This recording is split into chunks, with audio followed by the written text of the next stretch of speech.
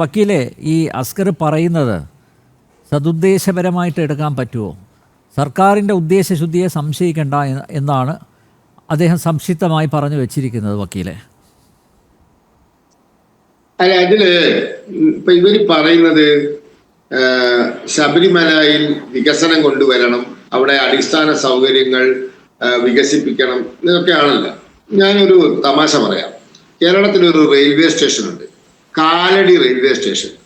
തീവണ്ടി വരാത്ത railway station. രാത്രി ആയാൽ സാമൂഹ്യ വിരുദ്ധരുടെ താവളമാണ്. പകല് ആളുകൾ തുണി ഉണക്കാനിടും, മുളക് ഉണക്കാനൊക്കെ വെക്കും. ഇത് എന്താ അറിയോ? അങ്കമാലി ശബരി റെയിൽപാതയുടെ ആദ്യത്തെ സ്റ്റെപ്പായിരുന്നു. അങ്കമാലിയിൽ നിന്നും ശബരിയിലേക്ക്, എരുമേലിയിലേക്ക് ആരംഭിച്ച റെയിൽപാത അങ്കമാലി കഴിഞ്ഞ് പെരിയാർ പുഴയ്ക്ക് കുറുകെ ബ്രിഡ്ജ് കെട്ടി കാലടി എത്തി. കാലടിയിൽ ഒരു റെയിൽവേ സ്റ്റേഷൻ ഉണ്ടാക്കി. അത് ശ്രീ ഒ രാജഗോപാൽ കേന്ദ്രമന്ത്രിയായിരിക്കെ 99 മുതൽ 2004 വരെ അടൽ ബിഹാരി വാജ്പേയി ഗവൺമെന്റ് ചെയ്തതാണ്. അത് പണി കഴിയുമ്പോഴേക്കും ഏതാണ്ട് സർക്കാർ താഴെ പോയി. അവിടെ നിന്ന് അത് അങ്ങോട്ട് നീങ്ങിയില്ല, ഒരു ഇഞ്ച് നീങ്ങിയില്ല, അവിടെ കിടന്നു. UPA സർക്കാർ 10 വർഷം UPA കൊള്ള സംഘം ഇന്ത്യ ഭരിച്ചു. ഒന്നും നടന്നില്ല. 8 മന്ത്രിമാർ കേരളത്തിൽ ഉണ്ടായിരുന്നു. എന്തിനാ അവരവിടെ പോയതെന്ന് അവർക്കും അറിയില്ല, പറഞ്ഞയച്ചവർക്കും അറിയില്ല. പിന്നീട് ചർച്ച മാറി. അത് ചെങ്ങന്നൂരിന്നാവാം, ശബരി എരുമേലി ആവാം എന്നൊക്കെ പല പല ചർച്ചകൾ നടന്നു. ഇപ്പോൾ റെയിൽവേ മന്ത്രാലയത്തിന്റെ കേന്ദ്ര സർക്കാരിന്റെ നയത്തിന് മാറ്റം വന്നു. അന്ന് ഫുൾ ചെലവ് കേന്ദ്ര സർക്കാർ എടുക്കുമായിരുന്നു. ഭൂമി ഏറ്റെടുത്ത് കൊടുത്താൽ മതിയായിരുന്നു സംസ്ഥാന സർക്കാർ, ബാക്കി എല്ലാ ചെലവും കേന്ദ്രമായിരുന്നു, റെയിൽവേ വകുപ്പായിരുന്നു. ഇപ്പോൾ നയം മാറി 50-50 ആണ്. ഇപ്പൊ അതിന്റെയൊക്കെ ചെലവ്, പദ്ധതി ചെലവ് എത്രയോ കൂടുതലായി. ഇപ്പൊ വീണ്ടും ചർച്ച അങ്കമാലി എരുമേലി എത്തിയിട്ടുണ്ട്. അതിൽ കാലടി മുതൽ ആരംഭിക്കണം. അപ്പൊ ഇതാണ് ഇപ്പൊ ചെയ്യേണ്ടത്. ഇതിന് എന്തെങ്കിലും അനുകൂലമായ നിലപാട് കേരള ഗവൺമെന്റ് എടുത്തിട്ടുണ്ടോ? ഞങ്ങൾ 50% വഹിക്കാം, നമുക്ക് നിർമ്മിക്കാമെന്ന്. 10,000-കണക്കിന് ആളുകൾക്ക് വരാൻ സാധ്യതയുള്ള ഒരു സംവിധാനമാണ് റെയില്. ഇനി പോട്ടെ, ചെങ്ങന്നൂർ റെയിൽവേ സ്റ്റേഷൻ ഇപ്പോൾ കേന്ദ്ര സർക്കാർ പുനർനിർമ്മിക്കുകയാണ്. ഒരു അമ്പലത്തിന്റെ മാതൃകയിൽ ചെങ്ങന്നൂർ റെയിൽവേ സ്റ്റേഷൻ അമൃത് ഭാരത് പദ്ധതിയിൽ ഉൾപ്പെടുത്തി നിർമ്മിച്ചുകൊണ്ടിരിക്കാം. കേരളത്തിലെ 32 റെയിൽവേ സ്റ്റേഷനിൽ ഒന്ന്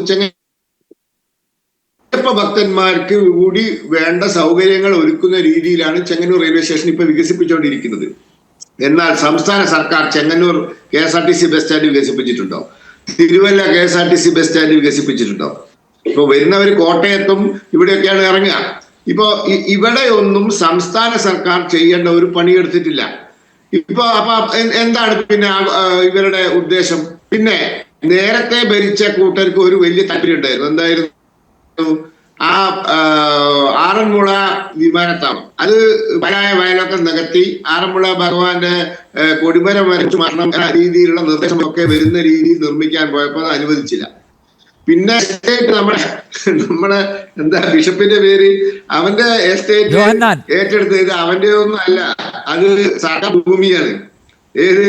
ആ എസ്റ്റേറ്റ് സർക്കാർ ഭൂമിയാണ്. അതിന് രാജമാണിക്യം കമ്മീഷൻ റിപ്പോർട്ടിൽ പെട്ടതാണ്.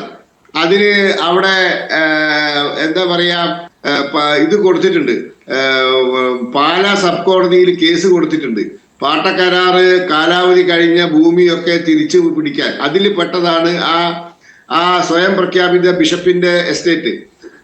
അത് അവിടെ വിമാനത്താവളം, അയാൾക്ക് പൈസ കൊടുത്ത് ഭൂമി ഏറ്റെടുത്ത് വിമാനത്താവളം ഉണ്ടാക്കാൻ നോക്കി. ഇപ്പൊ അതും അവസാനിച്ചു.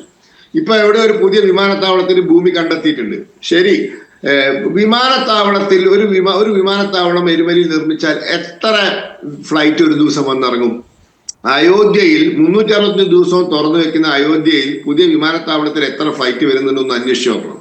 എത്ര ഫ്ലൈറ്റ് വരുന്നുണ്ടെന്ന് അന്വേഷിച്ച് നോക്കണം. അപ്പൊ ഈ ശബരിമലയിൽ 41 ദിവസം മണ്ഡല ഈ സമയത്തും പിന്നെ ഒരു 10-15 ദിവസവും പിന്നെ ഈ മാസത്തിൽ 3-4 ദിവസവും ഉള്ള ശബരിമലയിൽ ഈ വിമാനത്താവളം വെച്ചിട്ട് എത്ര ആയിരം ഭക്തന്മാർക്ക് വരാൻ പറ്റും? അപ്പോ വേണ്ടത് വിമാനത്താവളമല്ല, ഈ റെയിൽപാതയാണ്. ഈ റെയിൽപാതയെ പറ്റി ഗൗരവമായി ചിന്തിക്കണം. ഈ KSRTC ബസ് സ്റ്റാൻഡുകളിൽ സൗകര്യങ്ങൾ വർദ്ധിപ്പിക്കണം.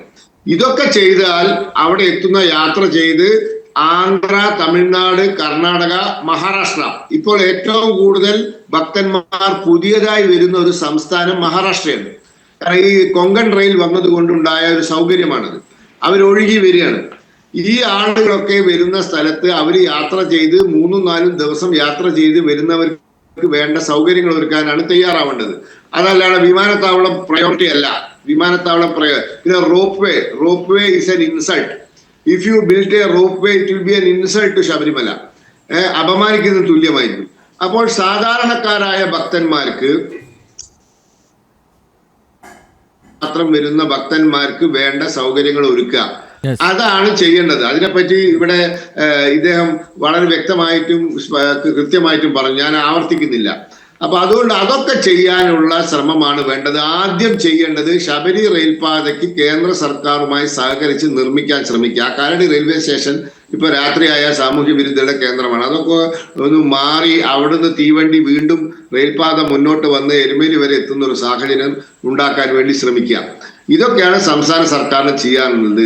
അതല്ലാതെ ഈ അയ്യപ്പന്റെ ആഗോള സംഗമം നടത്തി 4 കാശ് ആ വഴി കിട്ടും, ഇത് വലിയ ഒരു ടൂറിസ്റ്റ് കേന്ദ്രമാകും.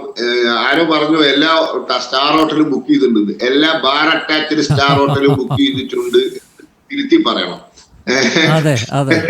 അതുകൊണ്ട് ഈ ജാതി പരിപാടികളൊക്കെ അവസാനിപ്പിച്ചിട്ട് ഒരിക്കൽ കൈ പൊള്ളിയതാണല്ലോ, ഒരിക്കൽ കണ്ടു പഠിക്കാത്തവൻ കൊണ്ടു പഠിക്കണം. കൊണ്ടും പഠിച്ചിട്ടില്ലെങ്കിൽ പിന്നെ പറഞ്ഞിട്ട് കാര്യമില്ല. ഒരിക്കൽ കൊണ്ടതാണല്ലോ കളിക്കാൻ പോയിട്ട്.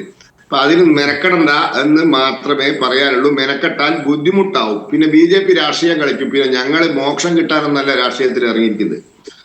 ഞങ്ങൾ മോക്ഷം കിട്ടാനൊന്നല്ല രാഷ്ട്രീയത്തിൽ. ഞങ്ങൾ ഇത് വിഷയമാക്കുക തന്നെ ചെയ്യും. അവിടെ ശബരിമല കയറി വേണ്ടാത്ത കളി കളിക്കാൻ പോയാൽ ഞങ്ങൾ ഇത് രാഷ്ട്രീയ വിഷയമാക്കുക തന്നെ ചെയ്യും. അതിൽ ഒരു സംശയവും ഇല്ല. ഞങ്ങളെ കുറ്റം പറയാൻ വന്നിട്ടൊന്നും കാര്യവുമില്ല.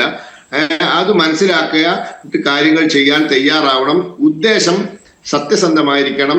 ഉദ്ദേശം സതുദ്ദേശമായിരിക്കണം. അയ്യപ്പ ഭക്തർക്ക്, വരുന്ന സാധാരണക്കാരായ അയ്യപ്പ ഭക്തർക്ക് പരമാവധി സൗകര്യങ്ങൾ ഏർപ്പെടുത്തുക എന്ന ഉദ്ദേശം വെച്ചിട്ട് ചെയ്യുന്ന എന്തിനോടും സഹകരിക്കും. അതല്ലാത്ത എന്തിനേയും എതിർക്കുക തന്നെ ചെയ്യും.